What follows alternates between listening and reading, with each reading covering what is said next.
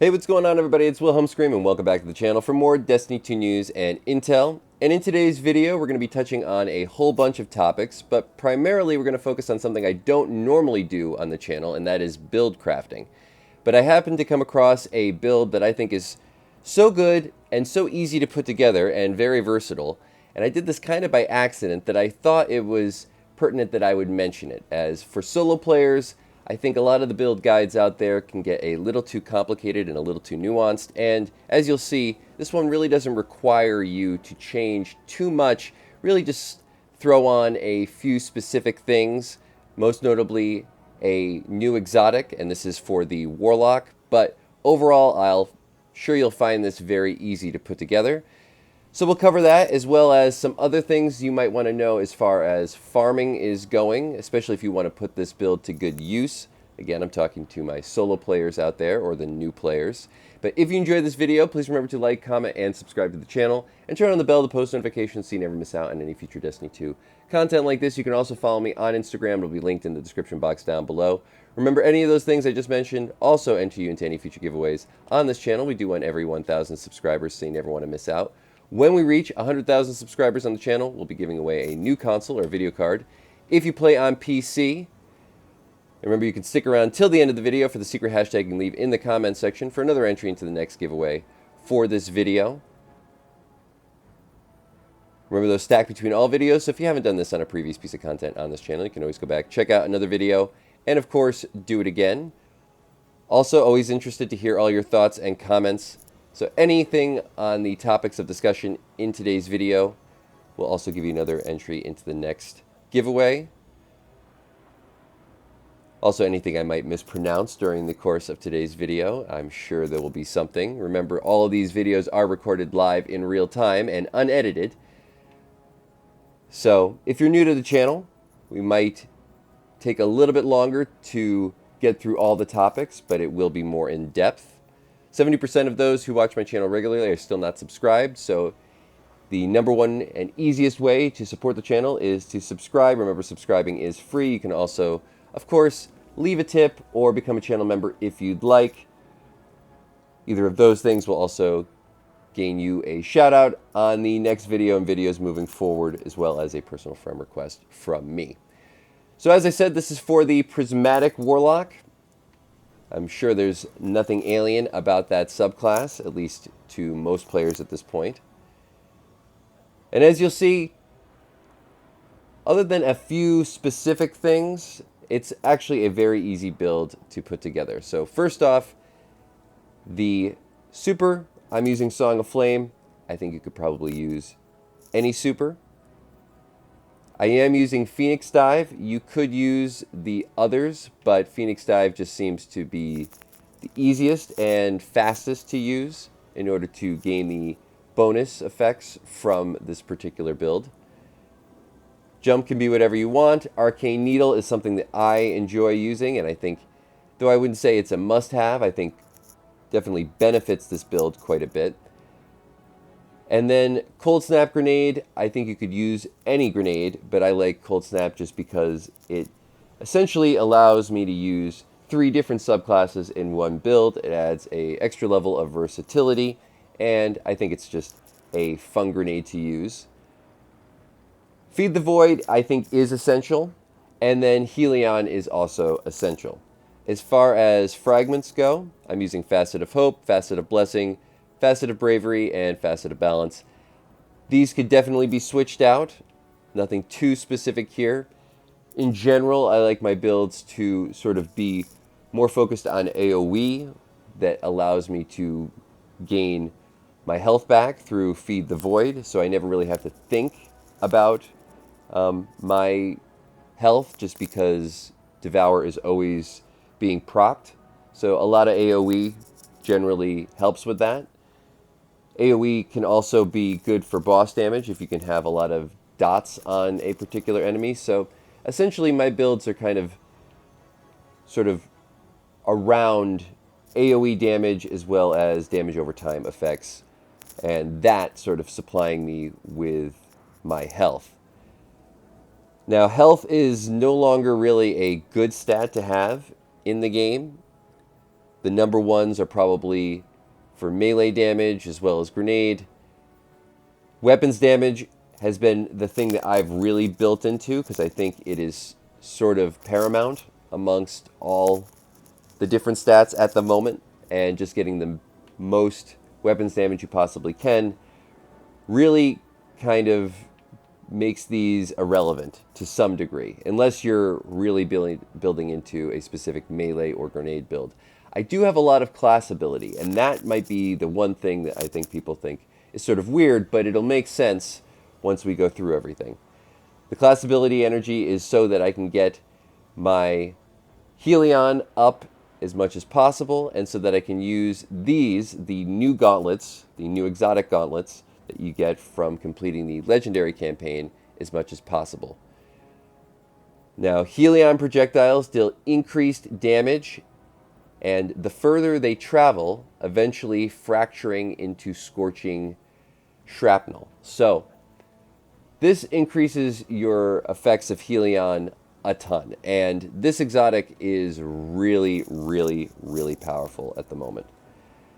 Now, I never thought I was going to find something to switch off from the Getaway Artist and just running the double turrets, the Arc turret as well as Helion, but I find that with this build and throwing in the Cold Snap just with the uptime from my Phoenix Dive on the Helion and these new exotics, because they are just so much stronger, are making the Arc turret absolutely irrelevant. Now, I'm using a solar auto rifle at the moment. You could use the third iteration, which is still really, really good, even though it was nerfed. I think once people get the catalyst, this is also going to be still a very meta weapon. I'm using the Mint Retrograde pulse rifle, which is also incredibly good at the moment, but still not essential to this, though I would use a strand weapon. Either a strand, in this case, special, or a strand primary. I do think those are going to help you out a lot. As far as what to use with your secondary or energy weapon slot, I'm using solar, but like I said, you could use Void, or you could also use something like Arc, though Arc isn't that great at the moment. But in general, I use Void or Solar in this just because those are better this season. Arc might become a better thing at the moment. I think the Solar sidearm, which I have here, let me just go through and show you which one I'm talking about if you don't know. I believe that this also comes in a new tier version.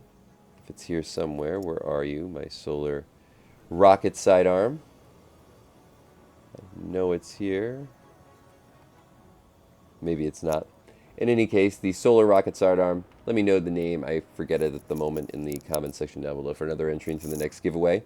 But that one is also really, really good. Anything that has Scorch on it, or adds Scorch, anything that has Incandescent on it is going to be really, really good.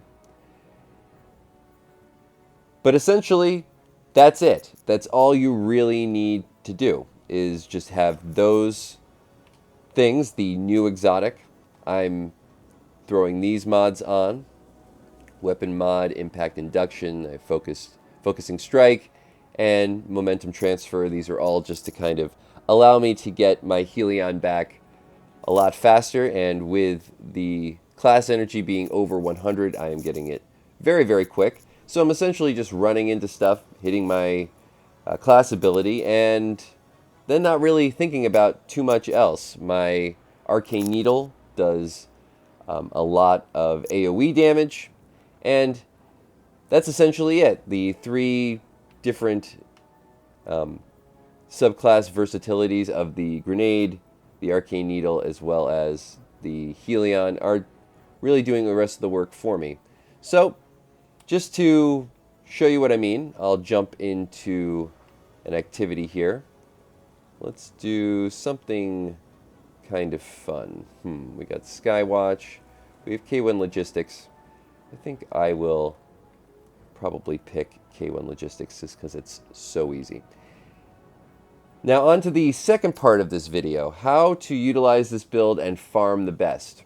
Well, something you might not be doing that you should be doing is when you go into an activity, even before you equip the modifiers, you want to make sure that you have on all new gear and make sure that that gear is as high as possible as far as overall power goes. Make sure that you always have your most powerful stuff on, and make sure that it is new if it can be. So as you can see, I have all new weapons and all new armor equipped. That is going to help your power grind quite a bit. Because as you'll see, when you equip the mods, you actually get more for lower level stuff or less mods the more you have.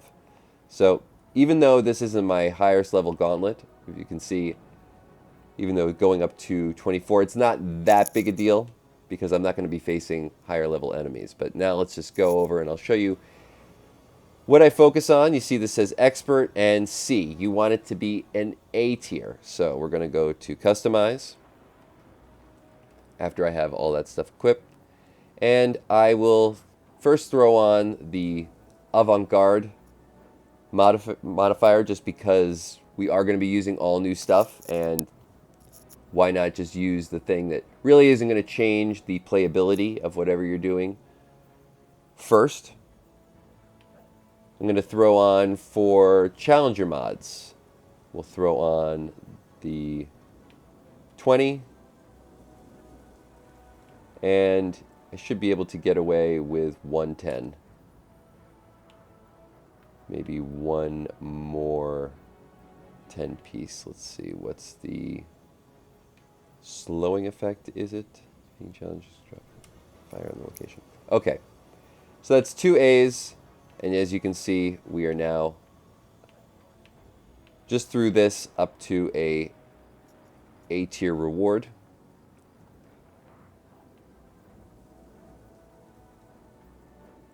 And that's really what you want to focus on.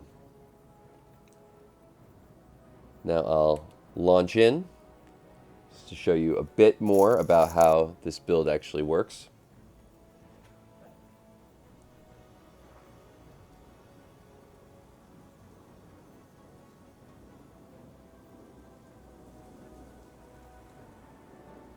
And that will generally conclude all the information for today's video. I know this was a bit different than the ones I usually do, but thought it would be helpful, again, for those new or solo players out there. While we're loading in to the K1 Logistics, I do want to take the time to give some shout outs to all of those who have contributed to the channel as of late.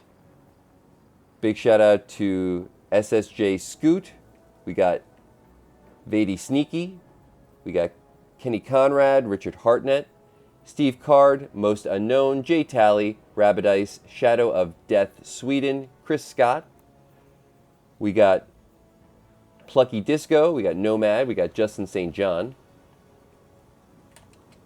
we got C. John, biggest supporter as of late, and a personal friend of the channel as of late as well. We got DG Striker, we got Chip and Soda, we got Rage Forever, we got Velvet Hammer, we got Charlie Boy, we got Sark Kamar, we got Briz Fusk, we got Ronald Johnson, we got Zack Attack, we got Aaron Betts, we got Joakim Upling, we got DJ Oros, another personal friend to the channel, we got Jade, we have Divine Lord Sinister, another #1. Where would we be without Lord Sinister? We got Real Daz, also essential member of the channel. We got Tinnitus Bat, another really close friend of the channel. We got Gecko. I'll never forget his name or the sound of his voice again. We got excuse me, Nightmare, and then we have Deadpool as well. Thank you for your contributions on the last video. Very much appreciated.